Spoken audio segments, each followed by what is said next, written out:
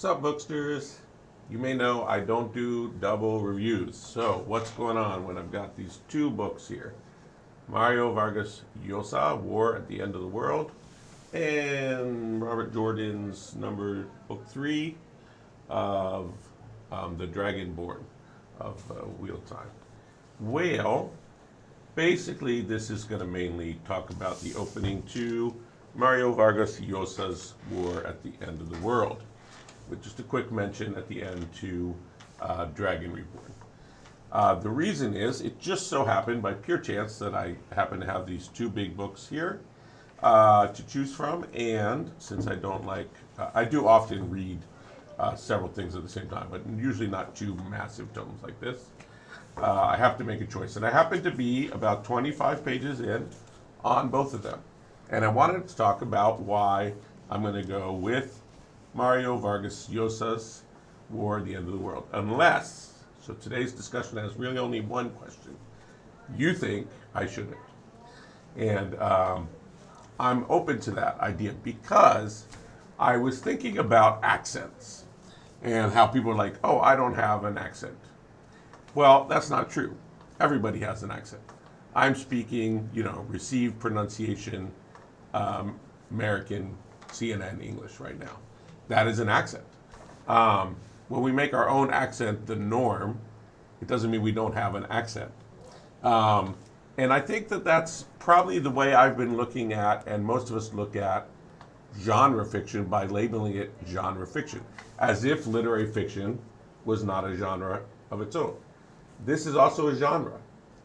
So now we can say that some genres have, obviously they all have different conventions and whatever, but they would have different styles, right? So some are more attentive, say, to the prose, and perhaps some more so to the plot. But funnily enough, I'm a plot-heavy guy in my reading. I like plot, even in my literary fiction. I prefer plot. I mean, I'm a lover of character, but I don't prefer. I read tons of,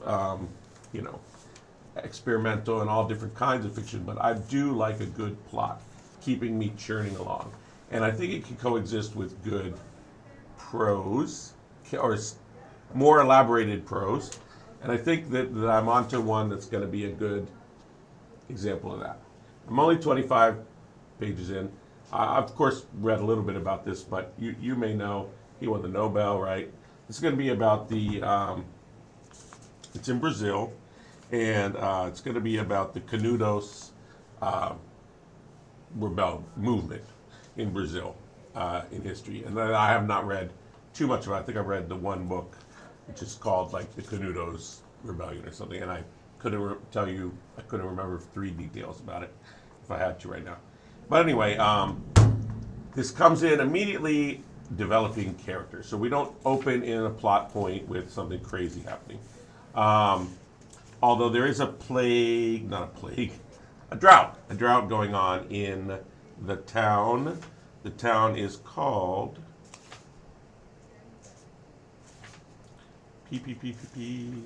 where are you? Pombal. In Pombal, they have this drought. So the first person that we meet, from the very first words, he was so skinny, he seemed to be always in profile. Here's how it was. The man was tall and so thin, he seemed to be always in profile. Immediately, we're thinking of Don Quixote. We can't help but be thinking of Don Quixote. This is going to be the counselor. The counselor prays nose to the ground. And he just goes from village to village, rebuilding disused or distressed churches, abbeys, religious places. If you try to give this guy mat to sleep on, he's going to sleep on the hard ground next to it anyway. One of these religious types. And the counselor is going to it seems like, to me, is going to be a mentor for I'm guessing it's going to be our main character, at least in the beginning of this book. It's going to be this boy, Antonio, the little blessed one. All right, so he comes in, he's super, worm-eaten and everything else. And he's got this vision of time, right, where he can see, it says, what was or had been or would be. So it seems like he thinks at least he can see into the future. Um, could they invent lies that would be believed by a god who could read a person's thoughts as easily as the tracker on Earth reads the trails left by a jaguar? This guy is amazing. And right away we know we're in magical realism. For example, he makes all these predictions. In 86, there's going to be countless flocks of birds. In 1896. In 1897, the desert's going to be covered with grass, etc., etc. Listen to this one. In 1898, hats would increase in size. All right, fashion changes, right? And heads grow smaller. This is I think in like one little simile there, one little descriptive detail, definition of magical realism, right? Oh, the hats change. Oh, and the heads shrink. All right, that also happens. So we're in magical realism. All right. So let's talk about Antonio. Well, his mom is disabled, and he's sort of adopted out. He's adopted by, and just in passing, by the way, we have a quick spotting of Galileo Gall. What a great name. Galileo Gall, a Scotsman who'd been heading around asking people in Baja if he could feel their heads. What? Then we move on. Who's this guy? We'll meet him in a second. So Pombal's having this drought, and everyone leaves, except hard-headed Tiburcio da Mota. What I love about this name, Tiburcio, it could be like Tiburon, the shark, but I think it was like more like Tiburus, stubborn, right? They also say, I'm sorry, stubborn as a Turk, right? Turco, Tiburcio, stubborn Tiburcio da Moto. He doesn't leave, right? He stays. He's he's a cobbler, and he stays on, but he dies.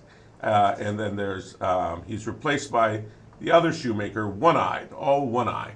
Now, before you think, this guy, he's, what's with these Latin Americanists, just magical realists, just throwing in all these disabled characters, and, are they just trying to make them like, dramatic, or are they just trying to make them more memorable? Well, the fact of the matter is, sorry to tell you, before much of human history, and even today in villages in sub-Saharan Africa, I can speak to that one, there are just lots of the people walking around the village that have a swollen, something going around their neck, or is missing an ear, or they've all got, something. So anyway, he's going to be apprenticed to this shoemaker. Well, apprentice is too strong. He's got sort of slave boy to this shoemaker, one eye. And what happens is he goes to his first communion. Someone steps in and makes sure that he gets to do his first communion. And little Antonio is transformed. We say he's purified of dross. It reminds me of Saint City of God. No, not Saint Augustine. That's the other one. Anyway, I'll put it down in the notes, as I always say when I can't remember something. Who wrote the whole system of the Roman Church theology. He said when he wrote this work, his magnum opus, he said everything that he had written before it was straw. And he had already written all this amazing stuff. But when he got this, experience of God, it was all straw. All of the philosophy of the Catholic Church, that's straw. I experienced God. Okay, so he takes a vow of perpetual chastity at age 8. And even old One Eye, who's, want to sort of beat and misuse little blessed one, little Antonio there, has to just sort of respect this kid's faith, right? Now, listen to this one sentence, and I'm done saying how amazing the style of this book is. And note the economy with which he paints two characters in one sentence, okay? So the little boy, he does weird things. He hangs out with the lepers and takes him, clothes and food and stuff. He, here it says, it was a familiar sight to the inhabitants of Pombal. So the point of view is from the village. So this is also sort of very common, sort of more communal points of view in Latin American fiction.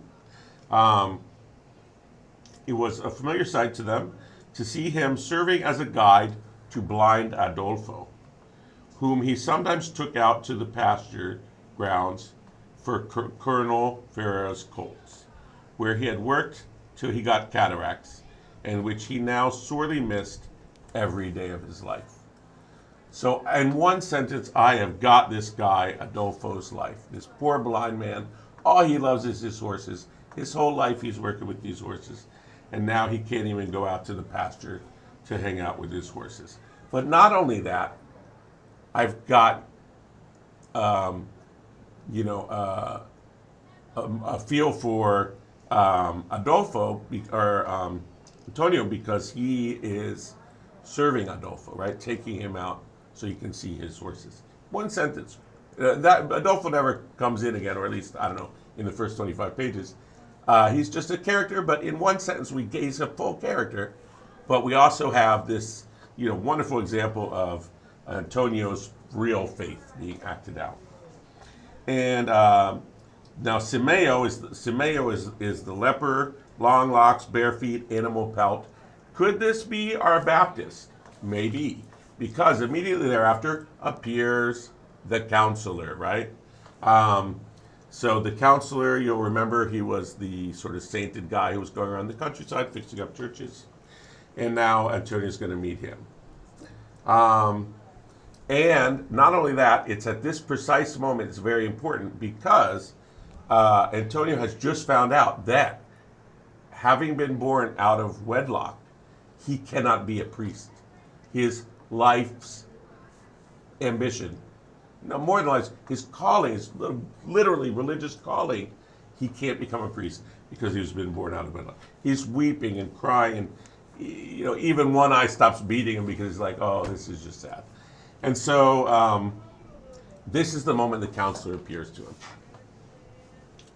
Half a dozen people who look like beggars are following him. Half a dozen? All right, we're halfway to the 12 disciples. And that afternoon he heard him give counsel as to the salvation of the soul, condemn the ungodly, and predict the future. So again, just a little reminder, this counselor can predict the future. And then, of course, little blessed one, Antonio asked permission to accompany him, and the counselor's having none of it. Oh, poor Antonio, he can't get a break. Here he can't be a priest. He actually meets a saint, and he can't follow the saint. He's kissing the hem of this guy's garment. He's got these kissing his calloused feet. Finally, the counselor relents a little, and he shows him this wire that he's got cinched around his waist, and a mortification, right? We would call those that's not the word used here. No big words like that needed. This is a wire, and it's more important to talk about the color of the way it's abusing the flesh. And he takes off his wire and he gives it to the boy. You can well imagine Antonio's going to take this thing, even though he's super skinny and getting skinnier and skinnier. He has to keep cinching this thing up. And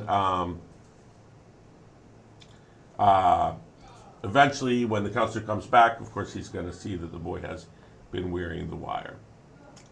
All right. He's in the general store. In fact, when the counselor returns, it's a real nice scene painted there. And when the counselor sees that he's wearing the wire, it says that he didn't really say anything. He just made a little smile. And the little blessed one was to say, hundreds of times in the years to come, that was his consecration. And then the counselor indicates a little empty space on the ground. It says, that seemed to be reserved for him. This reminds me of, I believe it's a communion prayer, where the priest invites you to take the place or the room or the place that has been prepared for you in heaven since the day, since before you were born. So he takes his place, and that's it. That's sort of where we've got to in the book, here on page 20 or so.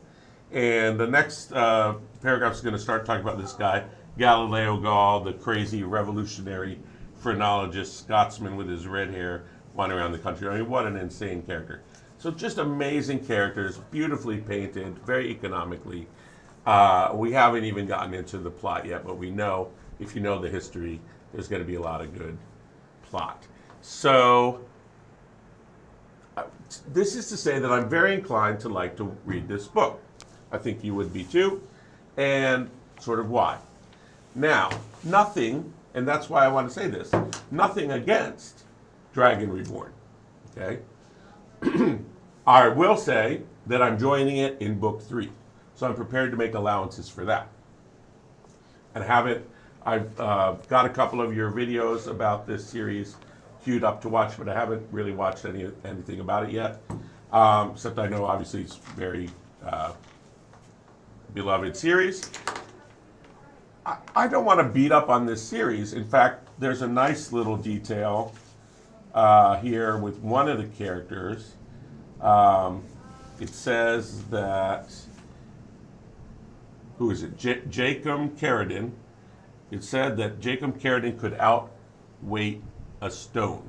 So I've got something, a peg to put him on, which is good because there's a lot of characters. He's the only one I've got a firm detail on to help me remember him. So that was great. I thought a good characterization, very economical. But then, 3 pages later, we've got this. You keep too many secrets, Wormwood, and pull too many surprises from your sleeve than a Glee Man. I like Glee Man there, but I don't like Wormwood. Wormwood, Worm Tongue. Oh, another guy with too many secrets named Worm Tongue something. Look, it's an prologue. It's a prologue. And the reason to have a prologue is because usually it's more to have an action scene if your actual opening to your book is sort of slow or something, or it's to have plant a real mystery or something of this nature. You don't have a prologue unless you really have a reason to have a prologue. This prologue is a bog standard audience scene with a sort of menacing, nobleman and getting reports, right? Getting your exposition in. And then, of course, this character, this being appears, mysteriously that can, move through shadows and sort of sets the quest on. You have to go kill this kid. And that's it. And then I'm into the beginning of chapter 1. I read until, within 3 pages I could sort of see what was going on. We're now to the point where there's the rumors of the pretend dragon, which unfortunately, because I know the title of the book, doesn't give the suspense which it otherwise could have. And so I'm not picking on this book. I think it's probably well plotted and full of interesting stuff, and I'm sure some of these characters have been brought to life in the previous books, and hopefully we'll have some deeds worthy of bringing them to life for me in the next 600 or so pages. But when you have to compare them, this is the problem. So what I'd like for you to tell me is, give me a reason to prefer this, or at least not DNR it, over that, over Llosa's War at the End of the World. And it's totally unfair. This is a Nobel winner, right? This is, but right now it's hands down going to Llosa's epic. And will I later on come back to this? Well, maybe. But tell me what's amazing about it. Tell me there's this character, or there's this twist, or there's these plot points, or there's this really original world that's not peopled with worm tongues. And I will give it a good go. Now, why am I picking the third volume to begin in? Is because I'm perverse or just don't want to spend a lot of time on it. It's true that I don't want to read probably a long series of 600-page books. But this is the one that I was able to find. Remember, I live in Thailand, and the books to hand are sort of what tumble upon me. So I was excited to find this one because I knew about this series. And I'm sure I probably will still read it eventually. But yeah, I just wanted to take this opportunity to talk about, they're all genres, okay? But, some really grab you and some not so much. Early days, 20-some pages. That's not a lot to judge a book on. But it is also the way Jordan chose to structure book 3, beginning with that scene, that prologue, which didn't grab me. All right. Thank you for listening to all of that. And I think you can probably expect to get another discussion on this. I'm sure I'm going to have a lot to say by the end. And maybe later on we'll be talking about The Dragon Reborn. And in case you think that I am, really just a literary reader who thinks he's also a genre reader, I assure you, I love fantasy, sci-fi, mystery. And also, there's a lot of literary fiction that does not work for me. All the trauma books, and as a matter of fact, I've got a tome about this thick at home right now that I also am 30 pages into that I have no desire to read and maybe never will read. I probably will since I don't have that many books. But it's Angel of Repose, Wagner?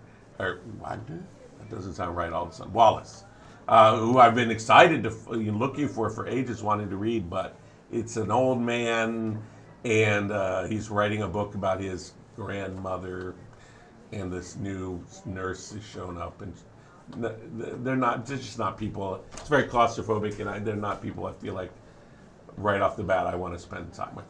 So anyway, but this one I am excited. So yeah, let's all read Llosa, Maria Vargas Llosa, War of the End of the World.